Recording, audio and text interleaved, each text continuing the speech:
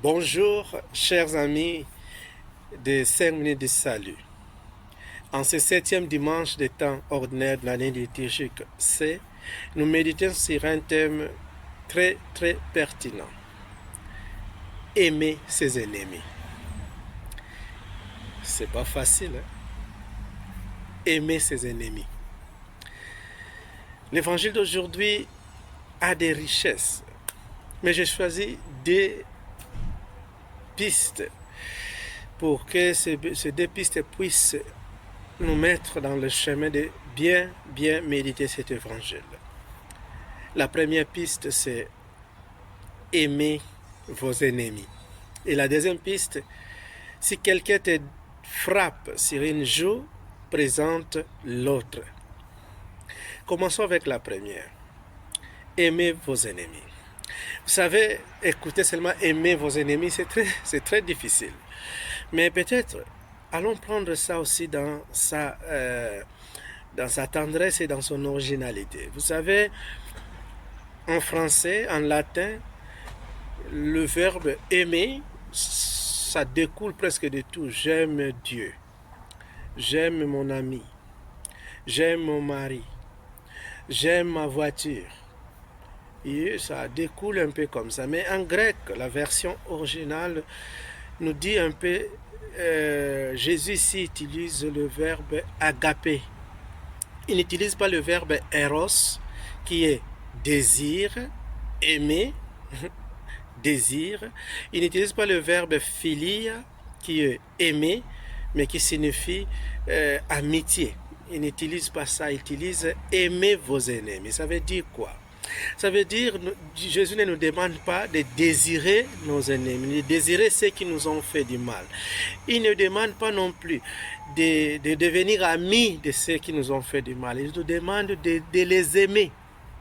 Un exemple plus concret. Vous savez combien de personnes qui n'acceptent pas Dieu, qui sont violents envers Dieu, qui n'aiment pas Dieu, qui insultent même ça, son existence. Mais qu'est-ce que Dieu fait en retour?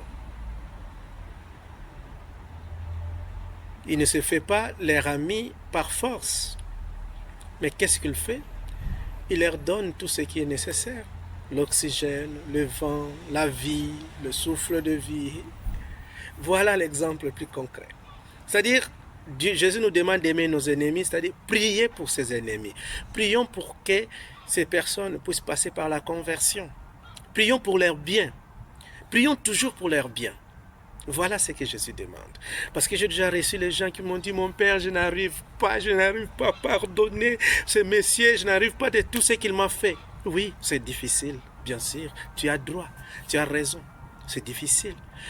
Mais Jésus ne te demande pas de devenir encore ami de cette personne, ni de désirer cette personne. Ce que le Christ te demande, c'est de te mettre à genoux là, de prier pour cette personne, de prier pour le bien de cette personne. C'est tout ça que tu as accepté comme chrétien. Être chrétien, bien sûr, ce n'est pas facile, mais c'est plus facile encore quand on se met du côté de l'amour. Deuxième piste. Si quelqu'un te frappe dans une joue, donne encore l'autre. Oui, on peut comprendre ça littéralement. Voilà, on me frappe comme ça, je donne encore là. Mais ce n'est pas vraiment ça que Jésus, littéralement, veut nous demander. Jésus nous demande d'aller un peu plus loin encore. Plus loin, ça veut dire quoi? Il y a ce dualisme, l'une, l'autre, l'une et l'autre.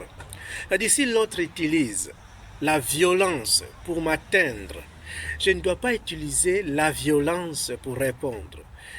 L'autre a utilisé l'une partie pour m'atteindre. Moi, j'utilise l'autre partie pour l'atteindre. Le contraire, l'autre partie de la haine, c'est quoi? C'est l'amour. L'autre partie de la violence, c'est quoi? C'est la paix. L'autre partie de la condamnation, c'est quoi? C'est le pardon. C'est-à-dire, si l'autre te frappe avec la violence, toi, donne-lui l'amour. Si l'autre te frappe avec la haine, toi, donne-lui la compréhension et l'amour, la joie. Si l'autre te condamne, toi, pardonne-lui. C'est pas facile, encore une fois de plus. Mais Jésus a utilisé un verbe très pertinent au commencement. À vous qui m'écoutez, écoutez. Si vous n'écoutez pas le Christ, vous êtes libre de continuer votre vie comme vous voulez, comme vous voudriez. La vie de œil pour œil, dent pour dent. Mais si c'est vous qui écoutez le Christ, l'invitation est là. C'est lui qui te frappe dans une joue, tu présentes l'autre. Donc, c'est-à-dire, celui qui veut t'atteindre avec la haine, donne-lui l'amour. Celui qui veut t'atteindre avec la violence, donne-lui la paix. Celui qui veut t'atteindre avec l'indifférence, donne-lui l'attention. Celui qui veut t'atteindre avec la condamnation, donne-lui le pardon. Ok? Prions les uns pour les autres pour que nous ayons cette grâce, la grâce de pardonner et d'aimer nos ennemis, de prier toujours pour ceux qui nous ont fait du mal. Et deuxième élément, de toujours répondre avec les contraires, répondre avec les contraires de ce que le monde nous fait.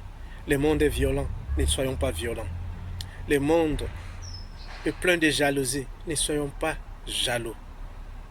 Le monde est plein de haine, soyons les artisans de l'amour, de la paix, de la compréhension, de l'entraide.